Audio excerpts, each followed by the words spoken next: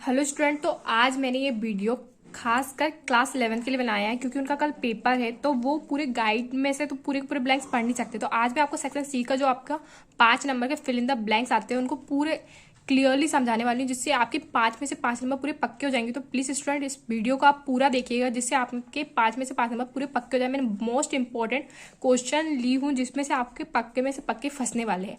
तो मैं आपको क्लियरली समझाऊंगी जिससे यदि इसके जैसा आएगा तो आपको वो भी बनेगा।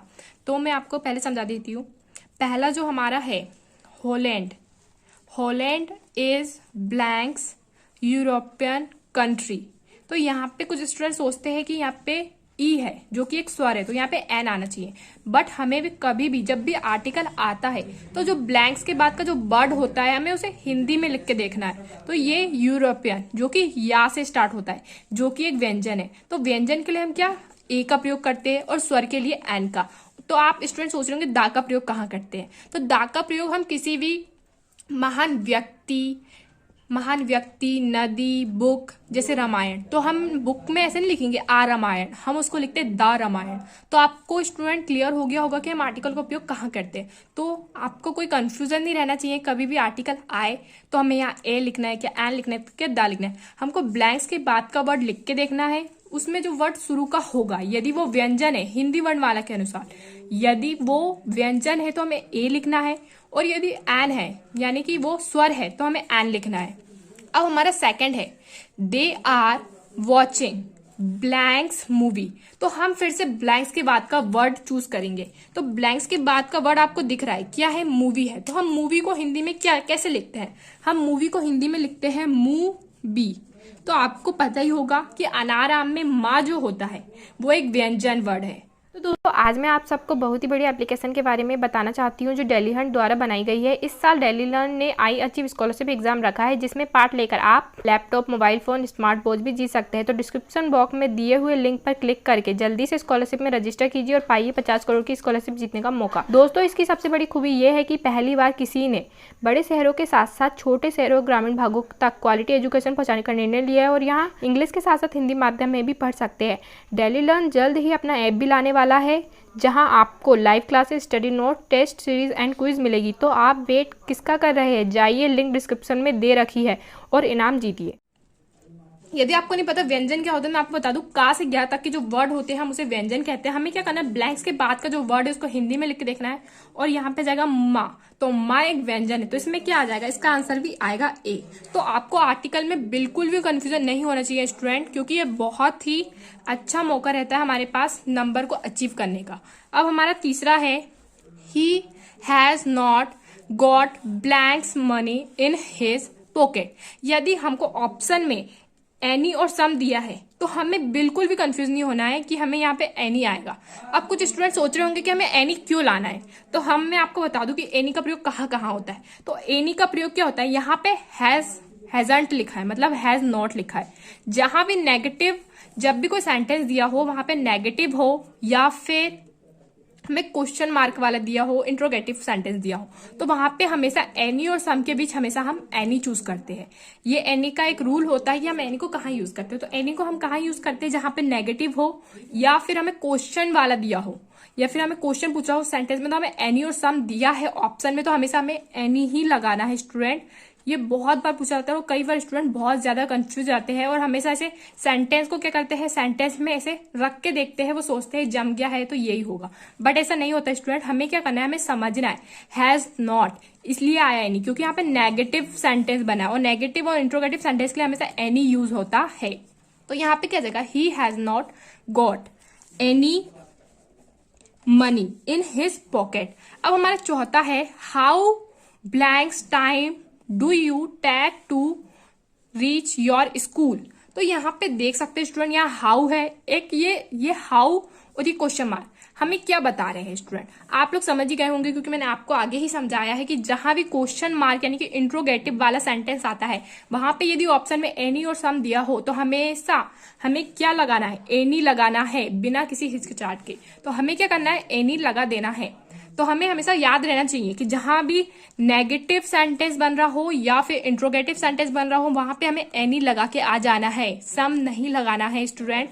यदि वो सिंपल हो यानी कि सिंपल सेंटेंस हो तब वहां पे हम सम लगाएंगे। यदि नेगेटिव और इंट्रोगेटिव दिया हुआ है तो हमें बिना कुछ सोचे क्या करना है, एनी और सम ऑप्शन में है तो हमेशा एनी को टिक लगा देना है। तो इसका आंसर क्या जाएगा चौथे का, इसका आंसर आ जाएगा एनी। अब हमें पांचवा क्या दिया है, पांचवा ये बहुत पूछा जाता है स्टूडेंट, आप इसको कर लीजिए, बहुत इजी भी होता है, हर किसी से बन जाता है। मैं आपको एक बार फिर से समझा देती हूँ। पांचवा है he is poor blanks happy. यहाँ पे क्या बोल रहा है, वह पुअर है ब्लैंक्स हैप्पी। तो यहाँ पे एंड और बट, तो क्या इसको हम एंड आने होता है और बट आने होता है, बट आने होता है परंतु। तो ही इज पुअर और हैप्पी, ये क्या, वह गरीब है और खुश है। तो ये कोई सेंटेंस नहीं बनता स्टूडेंट। तो हमें क्या करना है, he is poor but happy, वह गरीब है फिर भी खुश है। तो इसका आंसर क्या हो जाएगा, he is poor but happy. अब यहाँ पे स्टूडेंट हमारा छठवा दिया है, वो भी मोस्ट इंपॉर्टेंट है क्योंकि ये हमेशा हर बच्चे को बनता ही होगा। क्योंकि हम जब भी किसी क्लास में इंटर करते तो हमेशा हम टीचर को बोलते मे आई कम इन सर। तो हम हमेशा हड़बड़ी में बोलते तब हमें समझ में नहीं आता, हम जो सेंटेंस बोलते हैं वो असलियत में ये होता है। हम ऐसा मे आई सर ऐसा कुछ भी बोल के चल जाते हैं। तो हमें क्या करना है, अच्छे से देख लीजिए स्टूडेंट, जब भी हम किसी से अनुमति लेते हैं तब हम वहां पे मे का प्रयोग करते हैं। क्योंकि हम क्लास में जाने के लिए किससे, टीचर से अनुमति मांग रहे हैं कि हम क्या टीचर हम अंदर आ जाए, तो हम वहां पे क्या इसका यूज करेंगे, मे का। तो यहाँ पे आ जाएगा मे आई कम इन सर, क्या मैं अंदर आ जाऊं सर।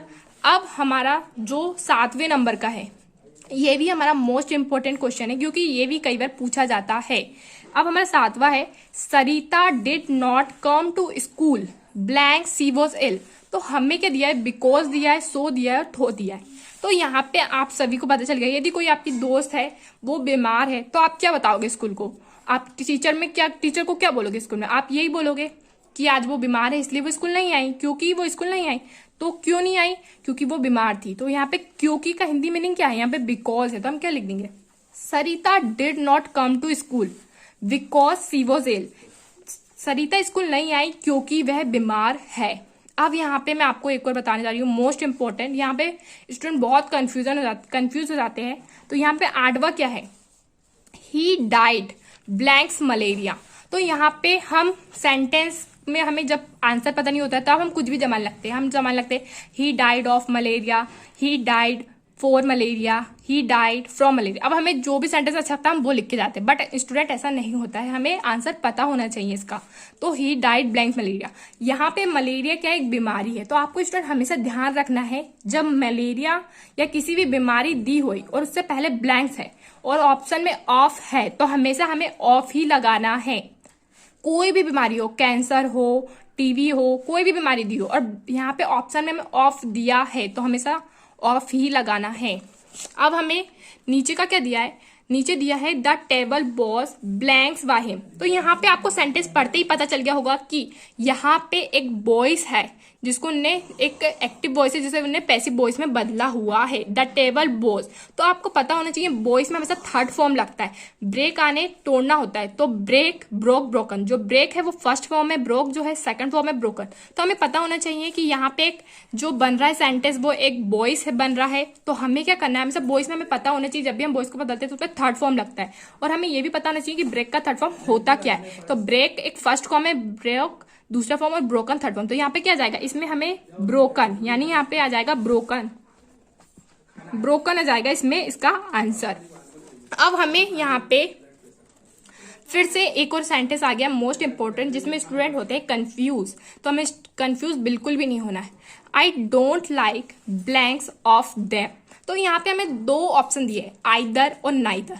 तो हमें क्या देखना है स्टूडेंट, यहाँ पे हमें सेंटेंस में आई डू नॉट लाइक यानी कि हमें यहाँ नेगेटिव एक वर्ड दिया है नॉट, और यहाँ नाइदर। हमें पता नहीं चाहिए नाइदर भी एक नेगेटिव वर्ड है। तो हमें क्या करना है, यदि नेगेटिव वर्ड दिया हुआ है सेंटेंस में तो हमें नेगेटिव वर्ड ही नहीं लिखना है, हमें क्या लिखेंगे, आइदर लिखेंगे। तो हम क्या लिखेंगे, I don't like either of them. तो एक बार मैं स्टूडेंट आप सभी को फिर से ये एक बार लिख के बता देती हूँ जिससे आपकी पूरी कंफ्यूजन दूर हो जाए।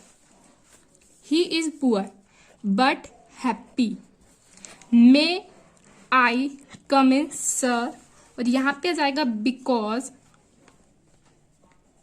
और यहाँ पे आ जाएगा आपका ऑफ, और यहाँ पे आ जाएगा आपका आइदर। यदि स्टूडेंट आपको अभी भी कंफ्यूजन है तो आप मुझे कमेंट करके बता सकते हैं। मैं इसके बाद एक और वीडियो बना दूंगी यदि आपको कोई भी कंफ्यूजन होगा, जिसमें आपको मैं क्लियरली समझा दूंगी। और मैं अपने नेक्स्ट वीडियो में और भी इंपॉर्टेंट लाने वाली हूँ, जिससे आपके डूअर्स डायरेक्टेड पूरे में से पूरे 5 नंबर के पक्के हो जाए। हो सकता है कि मैं जो ब्लैंक्स बता रही हूँ वैसे ही नहीं आए, लेकिन इसके जैसे पक्के फंसने वाले स्टूडेंट तो आप प्लीज मेरे चैनल को सब्सक्राइब कर लीजिए, क्योंकि मैं आपको ग्रामर शॉर्ट में समझाने वाली हूँ। और आपको पता ही है आपके पास पेपर में बहुत कम समय बचा है, आप पूरी की पूरी गाइड लेके पूरे के पूरे ब्लैंक्स नहीं पढ़ पाएंगे। Thank you for watching. यदि आपको इसका PDF चाहिए तो आप मेरे टेलीग्राम चैनल को ज्वाइन कर सकते हैं, मैंने डिस्क्रिप्शन बॉक्स में लिंक दी हुई है।